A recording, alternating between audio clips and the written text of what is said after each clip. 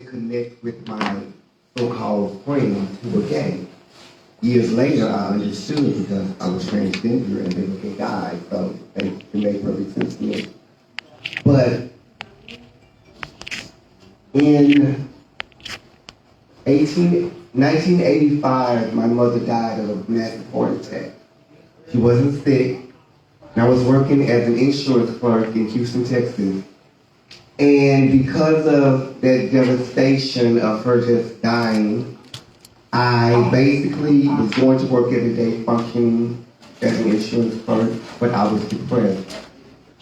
So one day we got a new manager and he said something that just triggered me and I quit. So that's basically how my drag career began because I needed to support myself. So it was a way for me to put on a happy face even though I was broken on the inside, and Tommie Ross was created. So basically drag saved my life and I owe everything to drag. But if I had have known about transgender, I probably would have skipped this whole journey and I wouldn't be Tommie Ross. So even though I'm a proud transgender woman now, me mislabeling myself as gay gave me the opportunity to be Tommie Ross, so I'm thankful for that. I know that in today's world, there's so much that we know and have access to because of the internet. And I want to encourage you girls and guys, to take advantage of that and don't allow yourself to become a product of mislabeling or misinformation. Everything is at your fingertips, so use that to your advantage. I'm proud that growing up I was scary, so there's a lot of things that I didn't have to experience because I was scared to do different things. So being God-fearing and a mama's boy at the time, I didn't get into certain things that my friends did, and I'm thankful of that. But knowing that sometimes you have to experience stuff in order to really get a full understanding of what that is for you. So know that you don't have to be a product of where you come from. You can simply be who God intended you to be, and that's the greatest and the best of His creation. You have the power and the opportunity of a lifetime in this present time to be more than what you think you can be. You know, oftentimes we sit in circles with people, and even though they are our friends and our family, sometimes when you grow, it's a certain thing they call envy sneaks up, and it allows those ones who are around you noticing your growth, and instead of them applauding you, they challenge you because you're growing. Don't allow that insecurity of your friends become your negativity of what they're missing or seeing in you. But know, the better you get, the more backlash and negativity you're going to get. So be prepared. Amen. It's a part of the process. You can stand tall, be humble, but never ever dim the gift or the light that God has given you because of insecurities of your friends or family. I am just Tommie. No grandness, no, I don't need the accolades or the praise. All I need is the blessing. I feel that we are living in a world and a time where things are going by so quickly that we forget to just take time to smell the flowers. So many of our transgender people are no longer here. And I would hope and pray that knowing that tomorrow isn't promised, you take every day to take the opportunity to tell someone how you feel, how you truly feel. A grudge is simply a grudge. It doesn't mean anything. It only shows sometimes your insecurity. Be willing to be the bigger person and not always have to know that you're right, because he knows you're right. It's no need to validate another person's mistake. It's no need to prey on someone when they're down. In fact, lift people up, because you never know what someone is going through. You know, we all sit around and we can laugh and kiki at someone's misfortune, but sometimes those laughs and kikis can sneak up on a person when they're all alone and make them want to leave this world. So you wouldn't want to be the one that would get the laughs in the club and then your so-called sister or brother has taken their life because of the things that you said. So be mindful of your powerful words. Encourage, don't destroy. I am beyond humbled to be Tate 2021 Trans Ambassador. It means more than I thought it would mean. Being here since Tuesday, and experiencing you guys has been truly, I told Darrenisha, I'm leaving Birmingham tomorrow a changed person because of you. I've fed the homeless. I've had a guy stand out there and tell us that he was in a place not because there was anything wrong with him, but because that was his journey at that particular time. And it made me sit in that van and know that could have been me. That could be me. So this whole experience has been one that has made me realize that every time someone asks me how I'm doing, I always say I'm blessed and highly favored. I'm blessed and highly favored. I can truly say, I'm going to continue to say that because that's what it is. I'm blessed and highly favored. And so are you, each and every one of you. Each and every one of you that are able to sit here and listen to my voice know that you are blessed and highly favored. You're chosen. You're gifted. You're beautiful. You're black. Being black alone makes you beautiful. The world tells us that we're less than because they know deep down inside that we're greater than. This is your time to shine. This is your time to unite.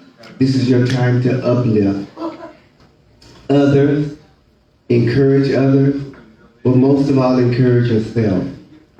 Never allow anyone to take advantage of who you are or what you stand for. And it's okay to have your opinion and not be in agreement with everybody else. It's okay.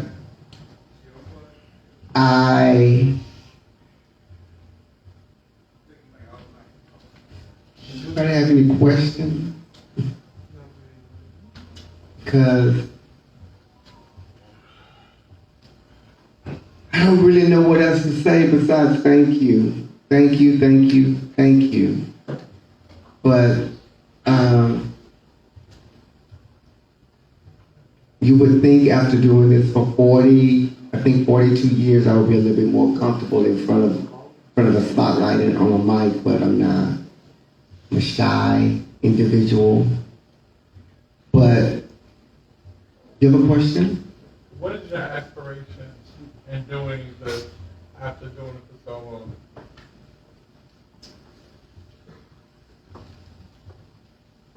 Well, I often thought that I often wondered what my purpose was for becoming Tommie Ross. And it occurred to me some years back that the reason why I'm Tommie Ross, the reason why people have put me in a place like on a different scale, not because I'm anything greater than anybody else, but because God is using me as his vessel. So because people respect me, certain things I say, they will listen to. So he is using me to say things that if I was just the average person, that person might not listen.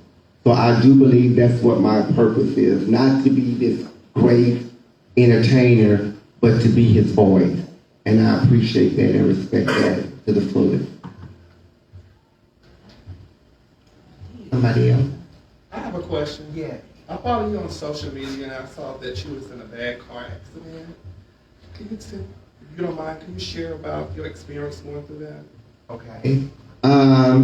I won Miss Continental in 1999, and July 10th, I was living in Dallas, Texas. July 10th, I was going from Dallas to Houston. My at the time roommate woke me up early in the morning. We got in the van, and we were traveling to Houston. I fell asleep in the back seat, and the truck started vibrating. I woke up and saw that my friend and his guy friend were both in the front seat asleep. So I woke them up, and when he woke up, he pulled the van to the left, and there was a border in the highway. And when he saw he was about to run into it, he jacked the wheel, and when he jacked the wheel, the car turned over. And all I remember is, it all happened in slow motion, but putting my hand up on the roof of the truck and saying, "Oh my God."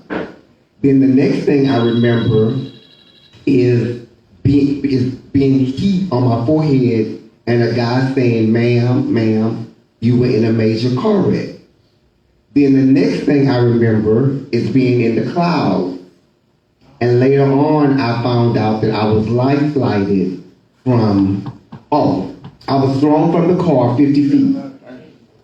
So I was in the field. The guy said, lie still, you were in a major car wreck. Then I was in the clouds. Later found out I was life flighted in a helicopter to a hospital in Tyler, Texas. I broke my femur. So sometimes if you see me limping, it's because I have a metal rod in my femur. I broke my arm in several places to where that when they went in, they had to rig it. So I have a metal plate and screws in my shoulder that no longer allow me to raise my good hand over my arm, so I could only go that high. And I also crushed a disc in my neck, so I have a metal plate in my neck. The doctors told me that I wasn't going to be able to walk again, and that when they did the surgery, I had 3 different surgeries, and when they did the final surgery, which was on my neck, they told me it was a possibility that I would be paralyzed. So not only am I a testament of don't let man tell you anything. Come on, man. I am a true testament that when I was in the hospital and I was on the morphine, and the morphine was lovely. I don't drink, I don't do drugs, but it was the best high I have ever had in my entire life. But it also allowed me to have a conversation. I always believed in God and knew about God. But when I tell you that morphine allowed me to have a conversation with God that was so real, that some people came to see me, which I didn't even realize happened. But they said that when they came to see me, I was telling them things about themselves that they hadn't told nobody. So I knew right there that was God, manifesting itself through me. And from that point on, July 9th, I could out-curse the slave. I could out-curse anything. July 10th, when I finally woke up, I promised God, I thanked him for allowing me to lay there. Let me go back a little bit more. When I was living in Dallas with my friend was crafty, was doing the business. I kept telling myself, I need to get out of this house because something bad is going to happen. But because I was Miss Continental, I allowed myself to stay and say, I would do it later, I would do it later. God threw me out the truck, broke my body so that I couldn't get up. And he made me lay there and minister to me that I needed to move around. So, I promised God in Tyler, Texas, in the hospital, that moving forward, never would I say another curse word in my life, and I haven't. Sometimes when I want to say something, I may spell it, but I never say it. I know that my purpose is for him, and because of him, that I'm here. And the car wreck, even though I can't do the things I did before July 10th, was the best thing that's ever happened to me, because my understanding of him is so much more real, and can't nobody tell me nothing about it. That's right. Can't nobody tell me nothing about Right. it. That's right. Okay, so that was that on that. What's the zodiac sign? I'm an Aries, March 12th. That's right. That's right. Yeah. We can be a little stubborn, right? We love. We're very loved. Yes, we are. Yes, we are. Yes, we are. That's totally misunderstood. Yes. Think we know everything though sometimes. It's our spirit, though. Our Always, spirit said we know always it. about your business. That's right. That's right. Always about your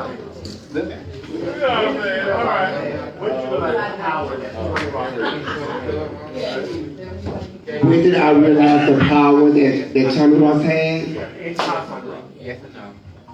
A white a white gay guy came up to me at Miss Gay US of A and said, I want to transition and I'm thinking about transitioning and I love how you look and la la la la.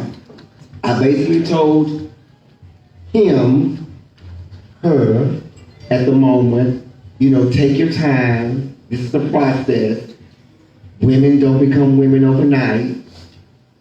2 years later, this beautiful white woman came up to me and said, you don't know me, and took her arm and did this. She had tattooed on her arm, take your time. The same words I had told her. So at that very moment, I knew the power of my voice. Yeah. So that was the most humbling moment that I had experienced at that point. So I know you have won almost every pageant. No, I haven't, because I haven't entered almost every pageant. So what else left for you to do? Well, right now, I'm take 2021 ambassador. So I'm in the moment. So I'm letting this marinate right now. That's it.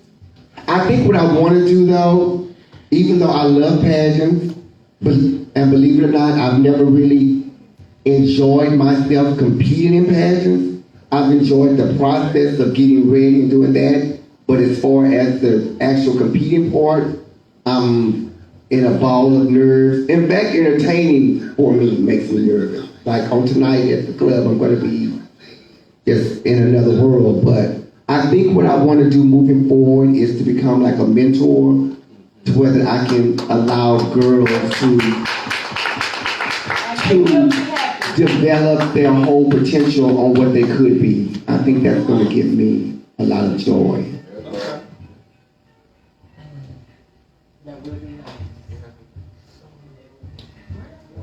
you have any milestones you tell us about that you have accomplished? Any milestones? Like was mentioned, during the pandemic, I was voted Houston's female identifying grand marshal, which means I was the first black trans woman ever elected to that position. So that was a milestone for me. But because of COVID, I didn't get a chance to do the parade, but I'm still gonna do it with them next year, so that's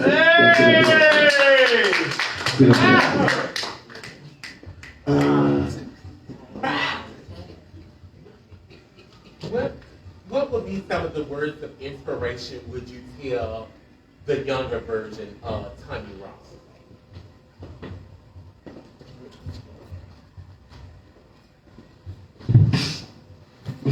Well, if I would speak to the younger version of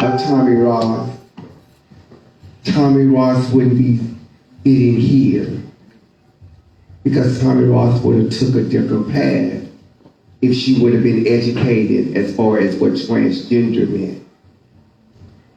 So, I don't want to tell the young Tommie Ross not to go the journey that she did, because it allowed me to connect with a gay community that has shown me so much love and understanding and growth that I would have missed that whole journey if I would have known about the whole world of transgender.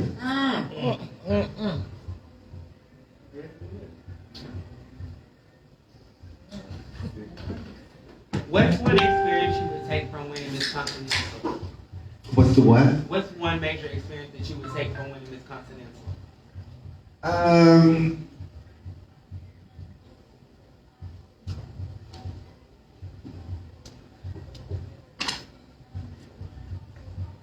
Let me see.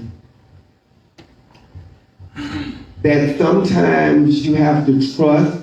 If anybody saw the tape of me winning Continental, and when they called me out, that howling cry that I did, it was because I didn't trust my people that were helping me. Because right before evening gown, when they were zipping me up, my evening gown, the zipper broke. But so they sewed me up. So because I didn't have a chance to look at it in the mirror, I thought that while I was out there, when I turned around and had to walk back, that you could see everything in the back. So I was already prepared to come back the following year because I knew gown was an issue. But if I had allowed myself to trust my dresser, who told me, no, it's fine, everything is okay, I wouldn't have went through that whole anxiety right there at the very end. So it's that Aries thing. That's it. You know, I need to see it for myself. Yeah, that's right. But sometimes I need to let somebody else be my eyes and my ears and stuff. So that was a learning experience. I don't have a question. I just want to say that tonight we give you your roses while you are here, and we salute you for the Tate Transgender Ambassador 2021, Ms. Tommie Ross. And I would like to say that the roses smell oh so good, so thank you.